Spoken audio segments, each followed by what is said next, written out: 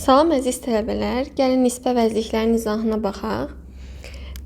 Deməli, nisbə vəzliklər nədir? Ümumiyyətcə nisbə vəzliyi nə olan şeydir? Nisbə əvəzlik hansısa sözü və yaxud da söz birləşməsini cümləyə bağlayan əvəzliyə deyilir. İngilis dilində nisbə əvəzliyə relative pronouns deyilir. Hansı ki, bu axırıncı dəfə sizin verdiyiniz imtahana bundan bir dənə sual düşmüşdü. Which way idi cavabı da səhv eləmirəmsə. Deməli, gəlin nisbə vəzliyə başlayaq. Ən çox işlənən nisbə vəzlik birincisi who'dur. Who nə olan şeydir? Who, şəxs bildirən sözü və yaxud da söz birləşməsini cümləyə bağlayan əvəzliyə deyilir. Who'nu nisbə vəzlik kimi, kim ki kimi tərcümə olunur. Məsələn, mən filan kəsi gördüm, kim ki mənim dostumdur. Yəni, bu şəkildə tərcümə olunur. Gəlin bir dənə example verək, ya da birinci düsturunu yazaq, sonra example verək. Deməli, who'nun düsturu necə olur? Birinci gəlir, şəxs bildirən söz. Şəxs bildirən sözdən sonra gələcək bizim who nisbi əvəzliyimiz. Who'dan sonra iki dənə məqam var. Ya birinci olacaq mübtəda, ondan sonra mı xəbər? Ya da ikincisi, birbaşa xəbərin işləndiyi hansı ki. Deməli, bir dənə cümlə yazaq birincisinə aid. Məsələn, I know Yusif. I know Yusif. Deməli, Yusif bizim oldu şəxs bildirən sözümüz. Who you are close to, kimlə ki sən yaxınsan, is in Italy. Bax, deməli, burada Yusif oldu bizim şəxs bildirən sözümüz. Who oldu bizim nisbi əvəzliyimiz. You oldu bizim mübtədamız. Are oldu bizim xəbərimiz. Bu oldu birincisinə aid example. Ümumiyyət uşaqlar, nisbə vəzliyi burada nə rol oynayır? Baxın, mən bu cümləni alıram mötərizənin içinə. Who you are close to. Elə ki, bu Yusifin təyin edicisidir. Bildiniz necə? Yəni ki, mən bunu buradan götürsəm, bu hissəni buradan götürsəm. I know Yusuf is in Italy. Cümlənin mənasında əslində heç bir dəyişiklik olmur. Necə dəyişiklik olmur? Yəni cümlə dəyişmir də, olduğu kimi qalır. Gəlir mübtədə xəbər, ondan sonra da cümlənin yer zərfi. Amma bu nə üçündür? Azərbaycan dilində feili sifət deyirlər, qaçan uşaq, oynayan uşaq. Burada da elə bir deyirsən ki, səninlə yaxın olan Yusif İtaliyadadır. O şəkildə tərcümə olunur. Birincisi oldu bu. İkincisinə baxaq. İkinci məqamda da dedik ki, birbaşa xəbərin gəldiyi. Yazaq bir də. I know Yusif. Who was your friend tutaq ki? Who was your friend? Deməli uşaqlar, yenə burada Yusif oldu mənim şəxs bildirən sözüm. Who oldu mənim nisbi əvəzliyim. Was oldu birbaşa xəbərim. Biz dedik ki, who'nun iki dənə məqamı var. Ya birinci mübtədə gələcək, ya sonra xəbər gələcək, ya da birbaşa xəbərin özü gələcək. Bu birbaşa xəbərin gəldiyi məqamdır. I know Yusuf who was your friend. Sənin dostun olan Yusifi tanıyıram. Burada uşaqlar who hansı cümlə üzvünün yerində oturub sizcə? Bax, özündən sonra birbaşa nə gəlib? Xəbər gəlib. Xəbər nədən sonra gəlir? Mübtədadan sonra gəlir. Deməli, nisbə vəzlik kimi who'nu biz mübtəda vəzifəsində işlədə bilərik. Sonra uşaqlar, əsas yadda saxlamalı olduğumuz məqamlardan biri də nədir? Yazaq qeyd, who'ya aid olan qeyd. Preposition qaydası. Hansı ki, prepositiondan sonra who gələ bilməz. Amma who'dan sonra preposition gələ bilər. Bu şəkildə düzdür. Amma prepositiondan sonra who gəlməz. O nə deməkdir uşaqlar? Məsələn, bir dənə atıram. About preposition'dır, düzdür. About who deyə bir şey yoxdur. Amma başda who yazsa, arada nöqtələr burada cümlə olsa, bu şəkildə düzdür. Məsələn, deyirsən ki, who do you talk about? Sən kimin haqqında danışırsan? Who oldu cümlənin əvvəlində, about preposition'ında oldu cümlənin sonunda. Necə gəldi? Who'dan sonra gəldi preposition. Amma siz bura gətirib yazsaz ki, about who do you talk? Əgər cümləni bu şəkildə yazsaz, bu cümlə tamamilə səhvdir. Çünki biz dedik ki, əgər preposition who-dan əvvəl gəlsə səhvdir, preposition who-dan sonra gəlsə düzdür. Who-dan bu qədərdir uşaqlar. Keçək ikinci nisbə əvəzliyimizə. Hansı ki ən çox işlənənlərdən biri də odur. Sizcə hansı olar? Which. Which nisbə əvəzliyi. Which nisbə əvəzliyi demək olar ki, who ilə eyni şeydir. Və hansı ki kimi tərcümə olunur. Who ilə tək fərqli məqamları odur ki, which cansızlarla işlənəcək. Who-nun yerindəki şəxs bildirən sözü ilə bir götürürsüz, eyirsiniz cansız. Düsturu necə olacaq? Gələcək cansız, isim, məsələn, heyvan, nə bilim, əşya. Ondan sonra gələcək which nisbə əvəzliyi. Bundan sonra birinci gələcək yenə mübtəda, sonra xəbər. İkinci nə olacaq sizcə? Birbaşa xəbərin gəldiyi məqam. Məsələn, deyirəm ki, I keep a dog. I keep a dog. Bir də uşaqlar yadınızda saxlayın ki, ingilis dilində heyvanlar cansız isim kimi gedirlər. Bax, a dog oldu mənim cansız ismim. I keep a dog. Sonra gəlir which nisbə əvəzliyim. Ondan sonra birinci məqam. Tutaq ki, my father bought last year. Bax, deyir ki, mən it saxlayıram. Hansı ki, which, hansı ki atam keçən il aldı. Deməli, necə oldu? Bax, a dog oldu mənim cansız isimim. Which oldu mənim nisbə əvəzliyim. My father oldu cümlənin mübtədası. Bought da oldu. Burada t'sı düşməyib. Bought da oldu cümlənin nəyi? Xəbəri. Bu oldu birinci məqama aid. Gəlin ikinci məqama aid yazaq. İkinci məqamımız nə oldu? Bu oldu bir. İkincisi, birbaşa xəbərin gəldiyi məqam. Deyirəm ki, I keep yenə a dog which barks. Mən it saxlayıram, hansı ki hürür. Bax, yenə. A dog oldu mənim cansız ismim. Which oldu mənim nisbə əvəzliyim. Barks da nə oldu? Birbaşa gələn xəbərim. Who ilə which demək olar ki, eyni şeydir. Sadəcə fərqi nə oldu? Qarşısında işlənən isim cansız olmalıdır. Bir də uşaqlar, who ilə which'in bir dənə də fərqi var. Bayaq who'ya yazdığımız qayda, qeyd, which'ə də aiddir. Qeyddə preposition qaydası yazmışdıq. Məsələn, dedik ki, preposition plus which plus preposition. Hər iki məqamda düz olacaq. Yəni siz to which'də yazsaz düzdür. Which yazıb cümlənin sonunda to da yazsaz düzdür. To nədir? Preposition'da. Prosta example kimi verdim. Who ilə which'in fərqlərindən biri də budur. Bayaq who'da necə demişdik? Bayaq who'da demişdik ki, preposition plus who olsa səhvdir. Amma fərqləri nə oldu? Preposition'dan sonra da which olsa düzdür, which'dən sonra preposition'da olsa düzdür. Hər iki məqamımızda düz olacaq. Bu da which'in qaydasıdır uşaqlar. Üçüncü nisbə əvəzliyimiz hansıdır? İstəyirsə buraları screen eləyin, çünki qayda şəklində yoxdur. Belə tutum screen eləyin. Buranı siləcəm, çünki o birisinə baxaq. Deməli uşaqlar, üçüncü nisbə əvəzliyimiz də olacaq whom. Whom da kimi ki, kimə ki kimi tərcümə olacaq. Kimi ki, kimə ki. Elə ki cümlənin tamamlığı kimi. Çünki tamamlıq hansı sualına cavab verir? Kimi nəyi sualına cavab verir düzdür. Sadəcə olaraq who olduğuna görə canlılarla işlənəcək yenə. Deməli, bunun formulu necə olacaq?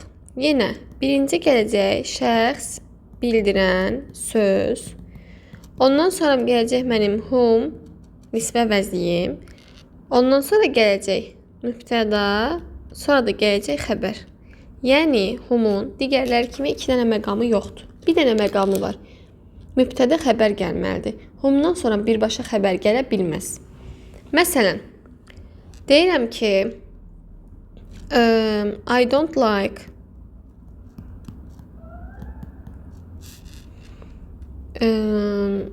like Leyla, tutaq ki. Whom you talk to. Deyirəm ki, mən Leylanı xoşlamıram. Kimlə ki sən danışırsan. Bax, deməli, Leyla oldu mənim şəxs bildirən sözüm. Hum oldu mənim nisbi əvəzliyim. You oldu mübtədam. Talk da oldu xəbərim. Deməli, humdakı məqam necə olacaq? Mübtəda, ondan sonra xəbər gələcək. Əgər humdan sonra birbaşa xəbər yazsaz, səhv olacaq. Humdan sonra birbaşa xəbər gəlməz. Birinci mübtəda gələcək, sonra xəbər gələcək. Bir də ki, burada uşaqlar cümlənin sonunda to da olmalıdır. Talk to. Çünki bəzi feillər var ki, məsələn, listen'dır, speak'dir, sonra bu talk'un özüdür. Bunlar to ilə işlənir. Yəni qaydası odur. Kimlənsə danışmaq olanda to ilə işlənir. Sonra yenə humun qeydinə baxırıq. Qeyddə nə olacaq sizcə? Yenə preposition qaydası. Humla which'in preposition qaydası eynidir amma. Preposition humdan əvvəldə gəlsə düz olacaq. Preposition humdan sonra da gəlsə düz olacaq. Hər iki şəkildə yazsaz düzdür yəni. Yəni ki, siz götürüb, məsələn, by whom-da yaza bilərsiniz. By whom nədir? Məsələn, kim tərəfindən. Və yaxud da whom yazıb, cümlənin sonunda by da yazsaz düz olacaq. Yəni, preposition qaydası whom-da da iki tərəflidir. Whom-dan əvvəl də preposition işlənəcək, whom-dan sonra da preposition işlənəcək. Sonra gəlirik dördüncü qaydaya. Dördüncü nisbə əvəzliyimiz hansı olacaq? Dördüncüsü də whose olacaq. İndi sizcə whose necə tərcümə olacaq? Kimin ki? Whose olacaq kimin ki? Whose'dan əvvəl, nisbə əvəzlik whose'dan əvvəl birinci gələcək isim və yaxud da əvəzlik. Ondan sonra gələcək whose nisbə əvəzliyi. Ondan sonra da gələcək isim. Baxın, bunu yadınızda saxlayın. Whose'dan sonra həmişə isim gələcək. Çünki whose nə deməkdir? Kimin ki, düzdür. Kimin sözü özündən sonra nə tələb edir? Məsələn, yeri əvəzlik mənim özündən sonra nə tələb edəcək? İsim.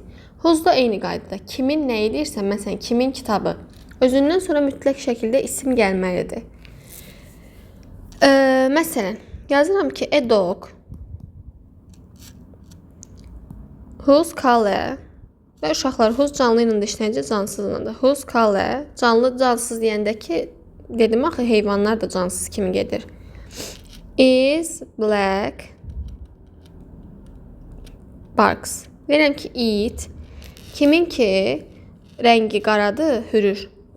Deməli, bax, oldu it bizim ismimiz, cansız ismimiz. Whose oldu mənim nisbi əvəzliyim. Color nədir? İsim. Baxın uşaqlar, whose'u yadda saxlamağın ən asan qaydası bilirsiniz nədir? Əgər siz bu whose'u, belə deyim də, ingilis dilində yəli əvəzliyi necə düzəldirik? Apostrof S ilə, düzdür. Əgər siz bu whose'u buradan götürüb onun yerinə apostrof S yaza bilirsinizsə, deməli elədiyiniz seçim düzdür. Düzgün nisbə əvəzliyi qoymusunuz. O whose'u oradan götürürəm, yazıram ki, a dog's color is black. İtin rəngi qaradır. Mən bu whose'u buradan götürüb apostrof S-lə əvəz eləyə bildim. Deməli, əvəz eləyə bilmişəmsə, həmin cümləm düzdür. Whose'un da qaydası bu qədərdir uşaqlar. Whose'da başqa qayda yoxdur. Sonra keçək digər nisbə əvəzliyimizə. Deməli, uşaqlar, digər nisbə əvəzliyimiz də olacaq Z. Hansı ki, ən çox yola gedən nisbə əvəzliyi budur. Niyə yola gedən nisbə əvəzliyidir? Çünki Z demək olar ki, bütün nisbə əvəzlikləri əvəz eləyəcək birindən başqa. Deməli, Z-in əvəz eləyə bildiyi nisbə əvəzliklər hansılardır? Which'dir, who'dur və whom'dur. Z bunların hamısının yerində işlənir.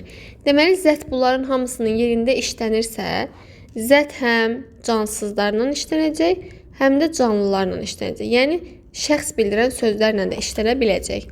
Z-in əvəz eləyə bilmədiyi yeganə nisbi əvəzliyimiz whose olacaq. Yəni, siz Z-i whose'a bərabər eləyə bilməzsiniz. Z-lə whose bir-birini əvəz eləmir. Bir də preposition qaydası Z-də necədir uşaqlar? Prepositiondan sonra Z işlənə bilməz. Necə ki, who'dakı kimi. Amma Z-dən sonra preposition yazsız düz olacaq. Z plus preposition düzdür. İndi sizə bir dənə sual verim. Dedik ki, Z nisbə əvəzliyi həm which'i, həm who'nu, həm də whom'u əvəz eləyir. Whose'dan başqa düzdür. Atıram. Tutaq ki, sizə bir dənə sual düşüb. A variantında who'dur. Sonra B variantında whomdur. C-də zətdir. D-də whichdir. Y variantında da whosedur. Sizcə sizin cavabınız nə olar? Cavabımız avtomatik nə olacaq? Whose olacaq. Niyə? Çünki zət həm who-nu əvəz eləyir, həm whom-u əvəz eləyir, həm də which-i əvəz eləyir. Bir də zətin özü var burada. Bunların hamısını əvəz eləyə bilirsə, deməli bunların hamısı cavab ola bilər də, düzdür? Bir dənə nədən başqa? Whose-dan başqa.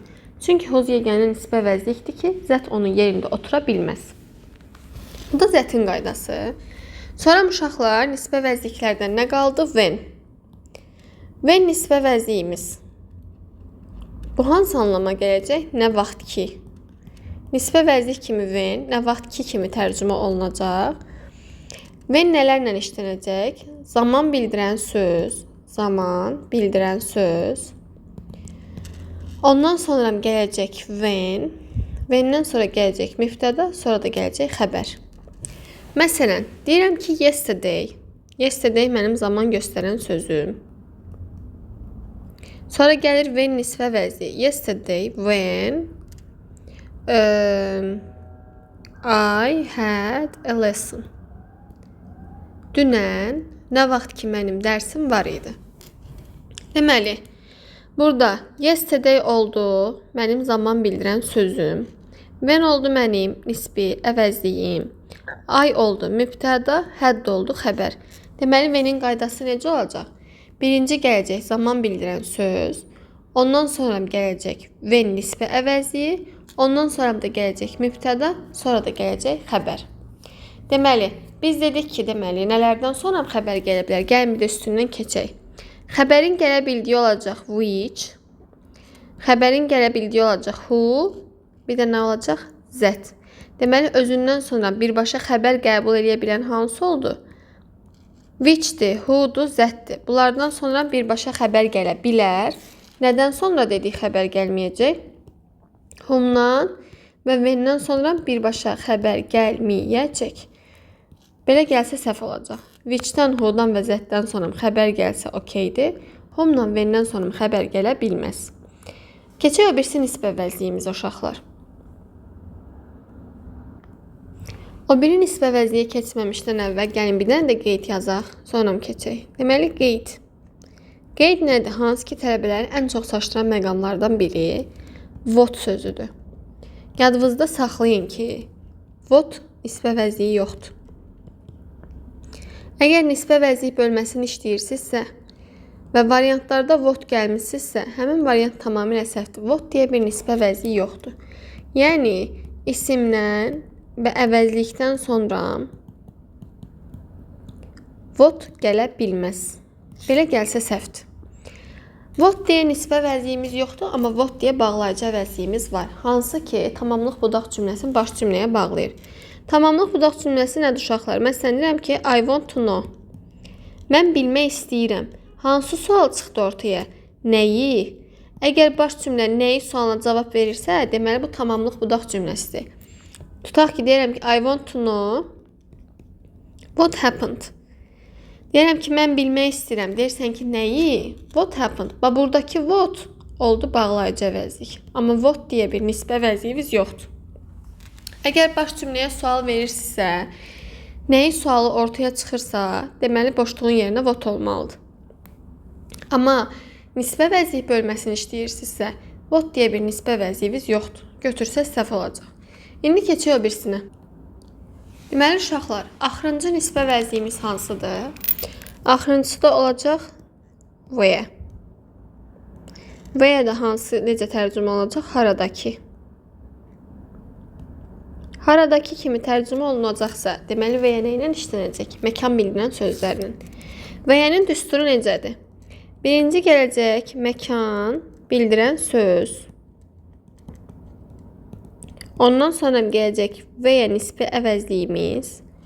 Ondan sonra gələcək mübtəda, sonra da gələcək xəbər. Deməli, where-dən sonra da birbaşa xəbər gəlmir. Birinci mübtəda, sonra da xəbər gələcək. Məsələn, deyirəm ki, I sold the house. Mən evi satdım. I sold the house. Where we lived. Harada ki biz yaşadıq. Yaşadığımız evi satdım yəni. Deməli, birinci gəldi mənim yer bildirən sözüm, məkan bildirən sözüm. Bu oldu məkan bildirən söz. Where oldu sənin nisbə vəzliyin. We oldu mübtədan. Lived oldu xəbər. Deməli, where'nin formulu necə oldu? Birinci gələcək məkan bildirən söz, sonra gələcək where, sonra mübtəda, sonra xəbər. Birbaşa xəbər gəlsə səhv olacaq. Where'də preposition qaydası necədir uşaqlar? Yadınızda saxlayın ki, nə prepositiondan sonra where gələ bilməz, nə də ki, where'dən sonra preposition gələ bilməz. Where nisbə vəzlik kimi, sual əvəzliyi kimi prepositiondan işlənmir. Bir dənə bilirsiniz nəyi yadınızda saxlaya bilərsiniz? Yeganə preposition fromdur ki, where ilə işlənir.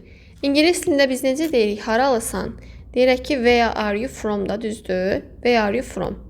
Baxın, bu cümlə ilə yadınızda saxlayın ki, where-nin yeganə işlənə bildiyi nisbə vəzli, daha doğrusu preposition fromdur. Qalan bütün hallarda where ilə heç bir preposition işlənmir. Yəni, from plus where və yaxud da where plus from görsəz düz olacaq. Çünki yeganə fromla işlənir. Bunlar düzdür. Yerdə qalan heç bir preposition where ilə işlənməyəcək. Bir də ki, uşaqlar, where-də hansı məqamlar var? Where dedik ki, zaman bildirən, daha doğrusu məkan bildirən sözlərlə işlənir və where-nin bərabər olduğu bir neçə nisbə vəzlik var. O nə deməkdir? Baxın uşaqlar, yazaq qeyd.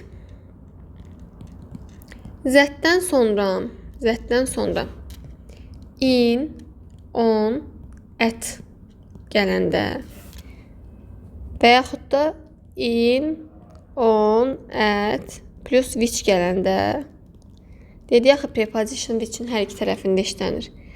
Və yaxud da birinci which yazıram, ondan sonra in, on, at yazıram. Bunların hamısı bərabər olacaq where-yə. Yəni ki, bunların preposition-la işlənən formaları where-yə bərabər olur.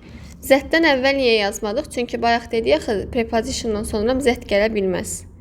Amma əgər zətdən sonra in, on, at-dən biri gəlibsə və yaxud in, on, at-dən sonra which gəlibsə, which-dən sonra in, on, at prepositionları gəlibsə, bütün hallarda where-yə bərabər olacaq. Where-də nə anlama gəldi? Haradakı mənasına gəldi. Bayaqki cümləni bir də yazaq. Yazıram ki, I sold the house. I sold the house.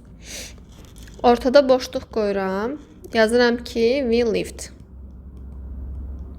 Deməli, mən bu boşluğun yerinə yaza bilərəm uşaqlar. We lived in daha doğrusu. Cümlənin sonunda da in var. Mən bu boşluğun yerinə nə yaza bilərəm? Yaza bilərəm that. Yaza bilərəm which. Düzdürmü? Və yaxud da bura which in yaza bilərəm. Əgər in cümlədən əvvəldədirsə. Yəni in cümlənin sonunda deyilsə. Mən bu boşluğun yerinə nə yaza bilmərəm? Where yaza bilmərəm. Niyə? Çünki dedik axı, where-dən sonra da preposition işlənmir. Where-dən əvvəl də preposition işlənmir. Bir dənə hansıdan işləndi? From-la, düzdür. Amma cümlənin sonundakı preposition nədir? In. In prepositionu where-ilə işlənmir. Əgər cümlənin sonunda və yaxud da bu sold the house-dan əvvəl in görsəz və yaxud da digər prepositionları görsəz, orada where-ni işlədə bilməzsiniz. Where-nin əvəzinə nə yazacaqsınız? Ya that yazacaqsınız, ya da which yazacaqsınız. Və-yadan başqa hər ikisini də yaza bilərsiniz. Bir də ki, uşaqlar, burada bir dənə çaşdırıcı məqam nədir? Məsələn, cümlənin sonunda in görərsiniz, bilməzsiniz ki, bu in which-in inidir, yoxsa preposition inidir. Onu bilirsiniz, necə yadınızda saxlayın. Və məsələn, mən burada indən sonra isim yazmağıma ehtiyac var. In içində deməkdir, düzdür. İndən sonra isim yazım. Yox, yazmamalıyım. Niyə? Çünki zaten cümləm sonlanıb.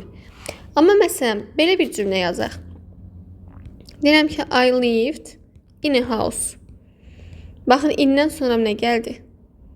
İndən sonra isim gəldi. Əgər isim gəlibsə, deməli bu prepositiondur. Amma cümlənin sonunda işlənibsə, düzdüyə hər ikisi prepositiondur. Amma tuta bilməzsiniz də hansı which-indir, hansı sadəcə prepositiondur, özündən sonra isim qəbul eləyəndir. Əgər cümlənin sonundadırsa, özündən sonra ismə ehtiyac var, yoxdur. Deməli, bu which-in inidir və yaxud da that-in inidir.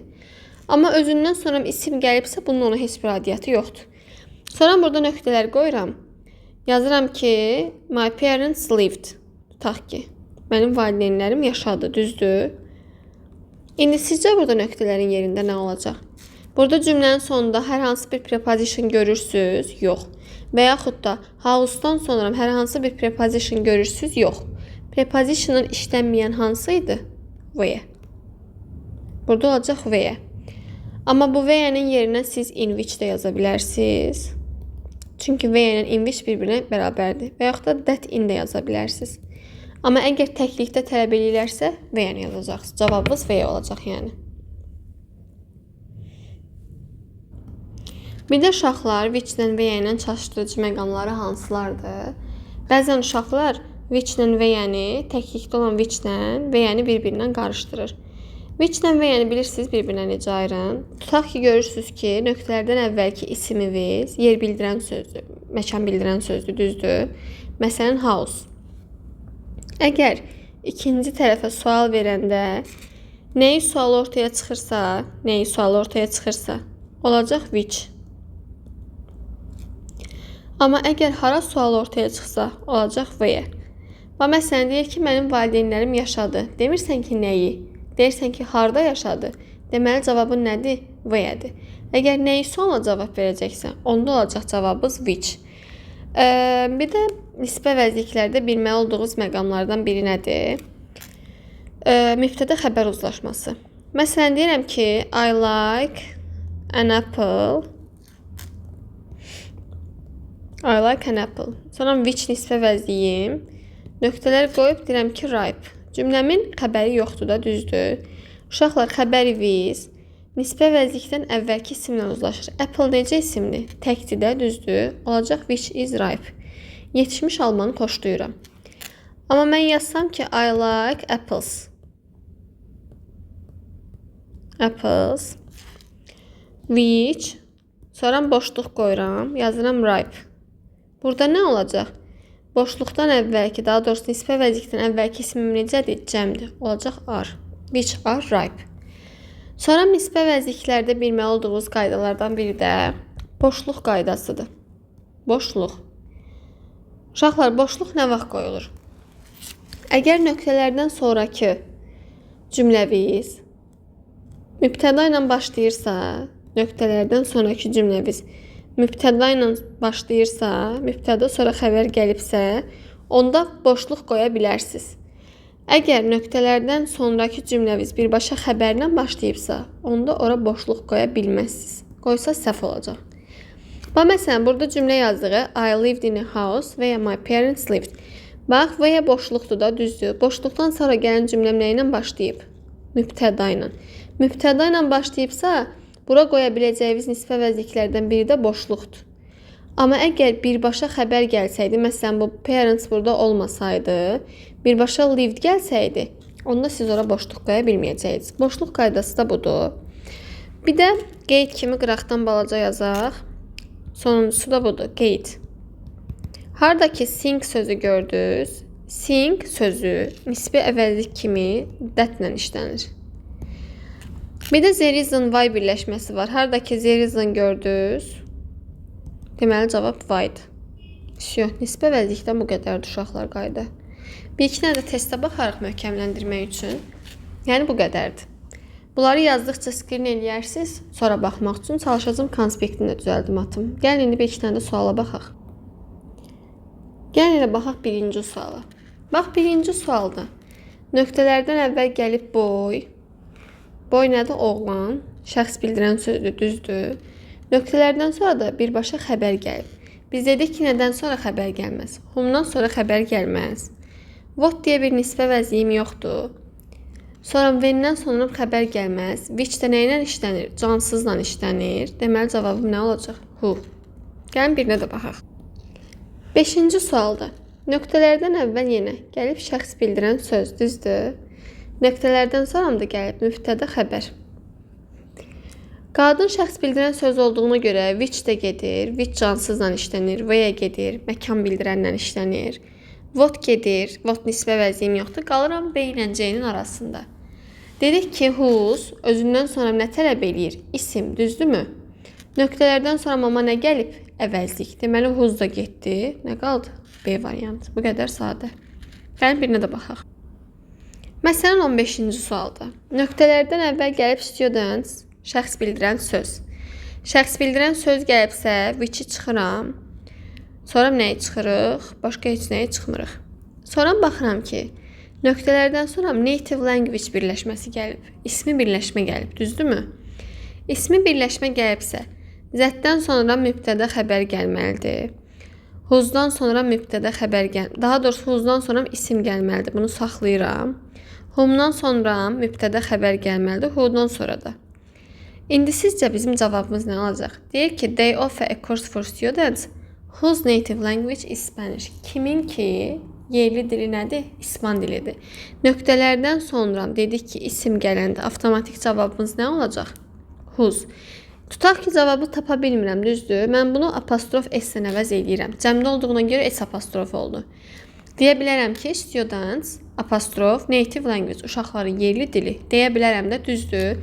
Dedik ki, apostrof s-lə əvəz eləyə biliriksə düzdür. Deməli, variantım düzdür. Cavab olur B. Və yaxud 16-da.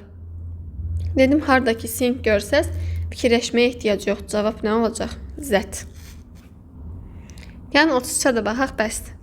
Deməli, baxın, nöqtələrdən əvvəl gəldi sings. Dedik ki, sings ya that-lə işlənir, ya da which-lə. Which-lə də işlənir.